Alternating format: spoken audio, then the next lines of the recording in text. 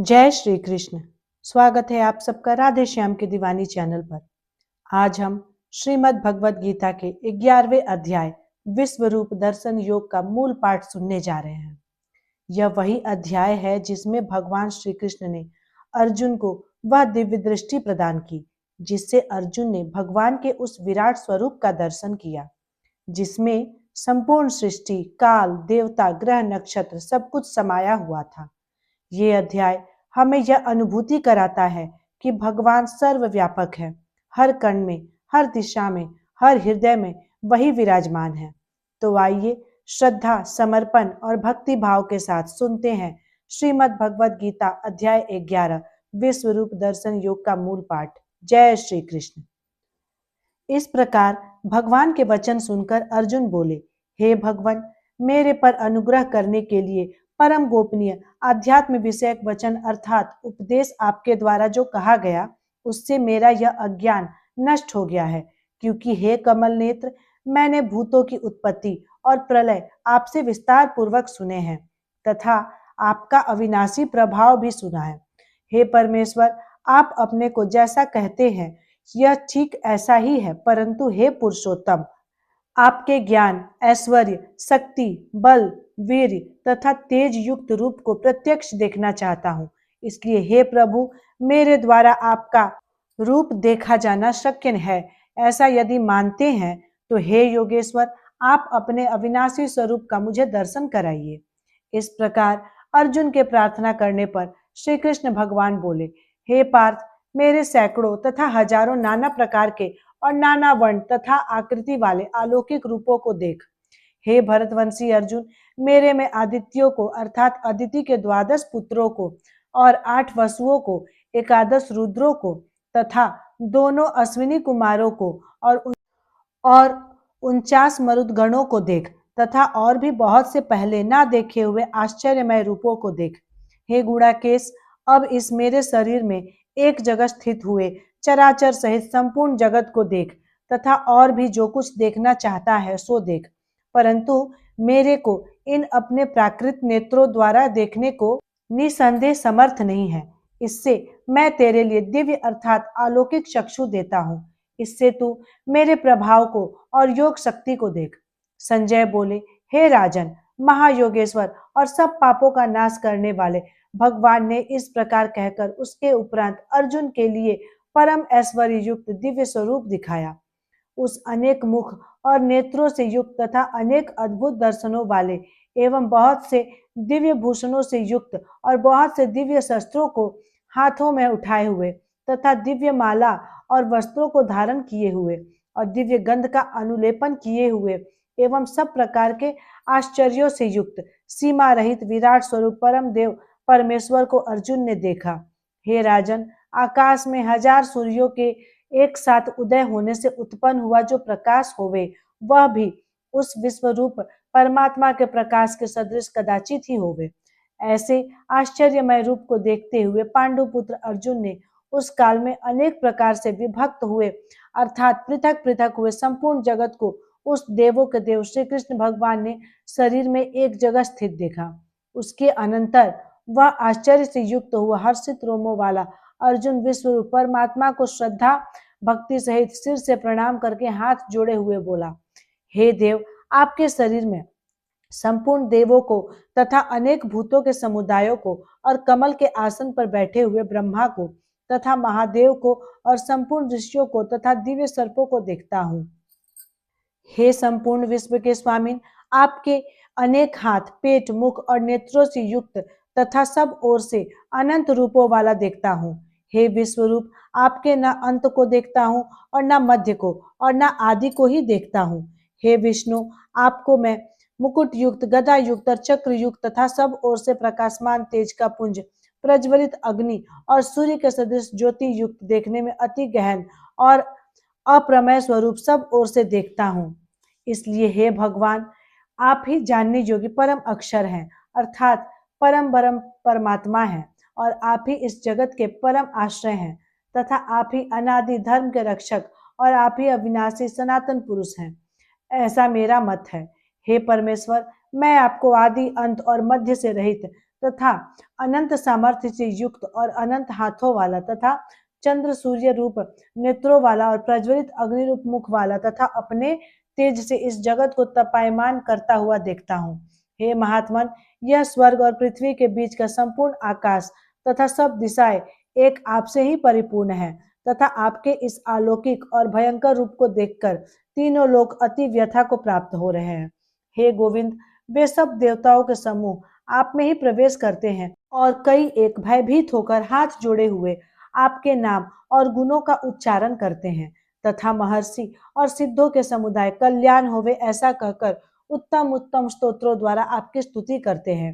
हे परमेश्वर, जो एकादश रुद्र और द्वादश आदित्य तथा 8 वसु और साध्यगण विश्व देव तथा अश्विनी कुमार और मरुदगण और पितरों का समुदाय तथा गंधर्व यक्ष राक्षस सिद्ध गणों के समुदाय हैं, वे सभी विस्मित हुए आपको देखते हैं।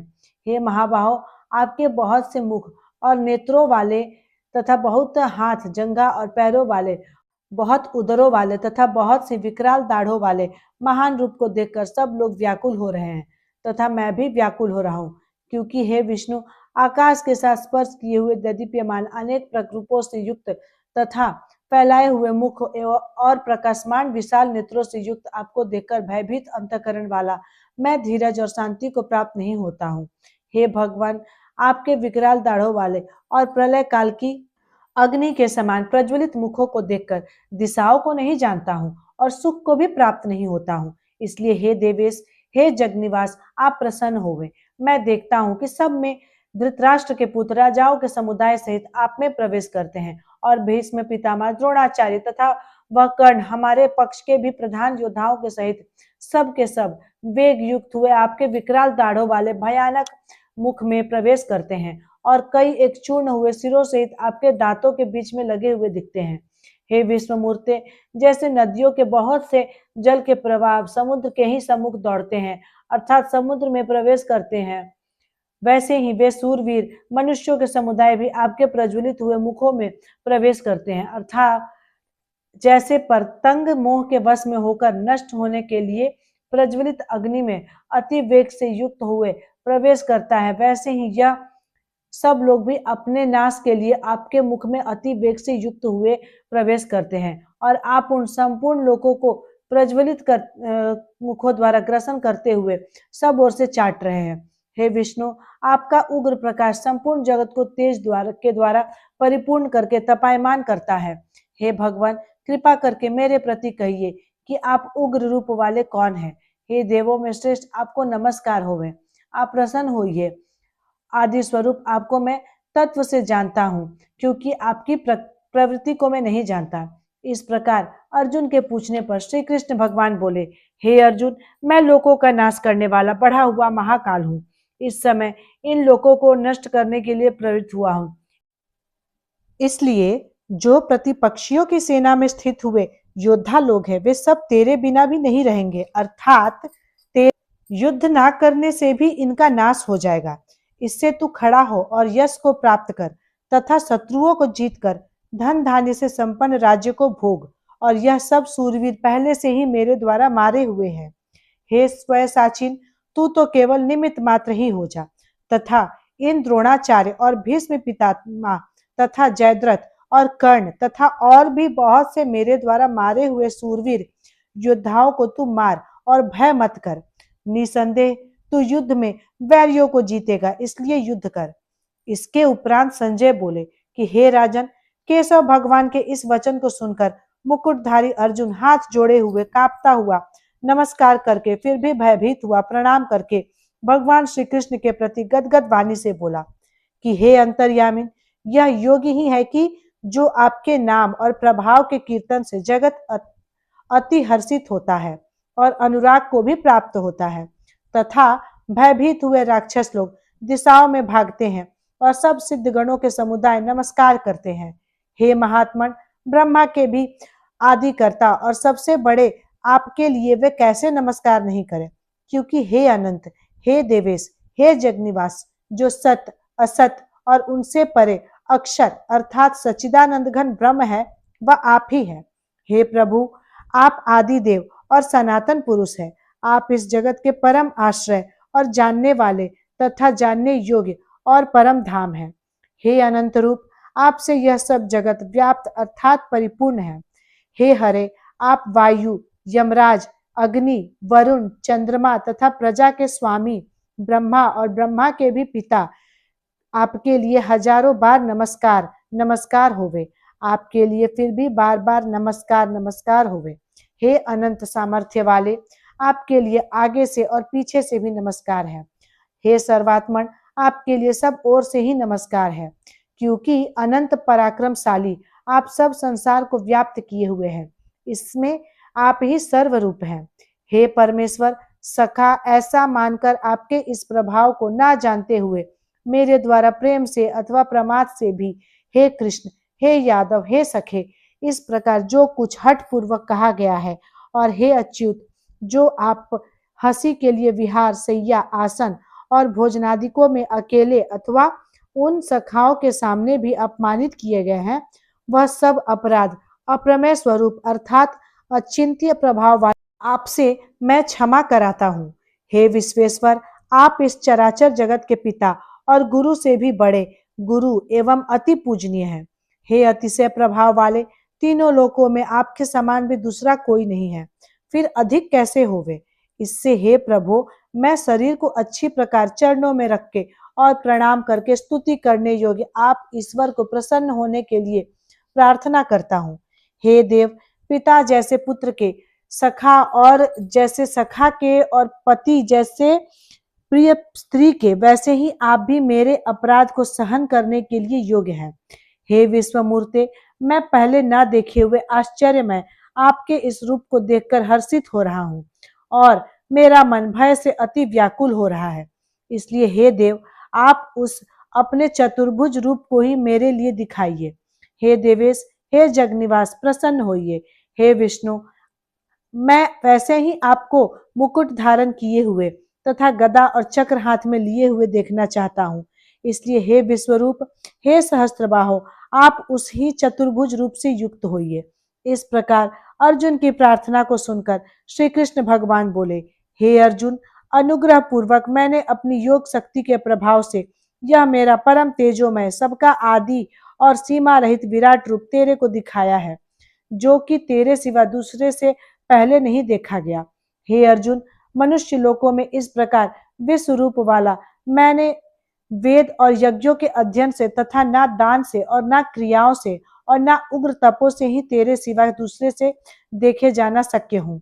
इस प्रकार मेरे इस विकराल रूप को देखकर तेरे को व्याकुलता ना होवे और मूढ़ भाव भी ना होवे, और भय रहित प्रीति युक्त मन वाला तू उसी मेरे इस शंख चक्र गदा पद्म सहित चतुर्भुज रूप को भी फिर देख। उसके उपरांत संजय बोले, हे राजन, वासुदेव भगवान ने अर्जुन के प्रति इस प्रकार कहकर फिर वैसे ही अपने चतुर्भुज रूप को दिखाया, और फिर महात्मा कृष्ण ने सौम्य मूर्ति होकर इस भयभीत हुए अर्जुन को धीरज दिया। उसके उपरांत अर्जुन बोले, हे जनार्दन, आपके इस अति शांत मनुष्य रूप को देखकर अब मैं शांत चित हुआ, अपने स्वभाव को प्राप्त हो गया हूँ। इस प्रकार अर्जुन के वचन को सुनकर श्री कृष्ण भगवान बोले, हे अर्जुन, मेरा यह चतुर्भुज रूप देखने को अति दुर्लभ है कि जिसको तुमने देखा है, क्योंकि देवता भी सदा इस रूप के दर्शन की इच्छा रखते हैं। हे अर्जुन, न वेदों से, न तप से, न दान से और न यज्ञ से ही इस प्रकार चतुर्भुज रूप वाला मैं देखे जाने को शक्य हूँ कि जैसे मेरे को तुमने देखा है। परंतु हे श्रेष्ठ तपो वाले अर्जुन, अनन्य भक्ति करके तो इस प्रकार चतुर्भुज रूप वाला मैं प्रत्यक्ष देखने के लिए और तत्व से जानने के लिए तथा प्रवेश करने के लिए अर्थात एक ही भाव से प्राप्त होने के लिए भी शक्य हूँ। हे अर्जुन, जो पुरुष केवल मेरे ही लिए सब कुछ मेरा समझता हुआ यज्ञ, दान और तप आदि संपूर्ण कर्तव्य कर्मों को करने वाला है और मेरे परायण है, अर्थात मेरे को परम आश्रय और परम गति मानकर मेरी प्राप्ति के लिए तत्पर है तथा मेरा भक्त है, अर्थात मेरे नाम, गुण, प्रभाव और रहस्य के श्रवण, कीर्तन, मनन, ध्यान और पठन पाठन का प्रेम सहित निष्काम भाव से निरंतर अभ्यास करने वाला है और आसक्ति रहित है, अर्थात स्त्री, पुत्र और धनादि संपूर्ण सांसारिक पदार्थों में स्नेह रहित है और संपूर्ण भूत प्राणियों में वैर भाव से रहित है, ऐसा वह अनन्य भक्ति वाला पुरुष मेरे को ही प्राप्त होता है। बोलिए श्री हरि विष्णु भगवान की जय, श्री बांके बिहारी लाल की जय, श्री राधे रानी की जय। इस प्रकार श्रीमद् भगवद गीता के 11वें अध्याय विश्व रूप दर्शन योग का पवित्र पाठ पूरा हुआ। जिसने भी इस अध्याय को श्रद्धा से सुना या पढ़ा, उसका हृदय भय और अज्ञान से मुक्त होकर भगवान के विराट स्वरूप की अनुभूति से भर जाता है। इस अध्याय के श्रवण से महान पापों का नाश होता है और भक्त को मोक्ष का मार्ग प्राप्त होता है। आइए हम सब इस संदेश को अपने जीवन में उतारें और हर दिन कुछ क्षण गीता के वचनों में बिताकर अपने मन को पवित्र करें। अगर आपको यह पाठ पसंद आया हो तो राधे श्याम की दीवानी चैनल को लाइक, शेयर और सब्सक्राइब करें ताकि श्री कृष्ण का यह दिव्य ज्ञान हर हृदय तक पहुंचे। जय श्री कृष्ण।